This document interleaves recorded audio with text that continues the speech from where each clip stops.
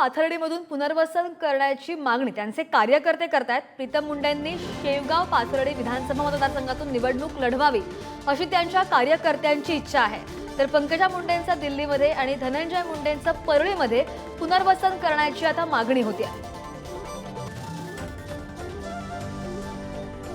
जर प्रीतमताईला पक्षाने भारतीय जनता पार्टीने वरिष्ठांनी जर या तालुक्यामध्ये उमेदवारी दिली तर निश्चित आम्ही त्यांचं स्वागत करू आणि एक मुंडे साहेबांची मावशी म्हणून जेवढं ताकदीने काम करता येईल तेवढं काम करून निश्चितच प्रीतमताईला त्या ठिकाणी निवडून आणू। मध्ये चर्चा व्हायची शेवगाव पाथर्डीमध्ये पंकजताई उभा राहत्यान, पंकजताईला दिलं पाहिजे, ही सर्वसामान्य जी भावना होती। आणि खरंच जर उद्या प्रीतमताईला इकडे लढायचं असेल, इच्छा असेल किंवा लढणार असल्यास तर आमच्या त्यांना शुभेच्छा आहेत। शेवटी ते नेते आहेत आणि त्यांनी लढावं अशी सुद्धा माझी भूमिका आहे। प्रीतमताई राजकारणात आल्या कारण मुंडे साहेबांच्या निवडणुकीनंतर 17 दिवसातच त्या मुंडे साहेबांचं निधन झालं।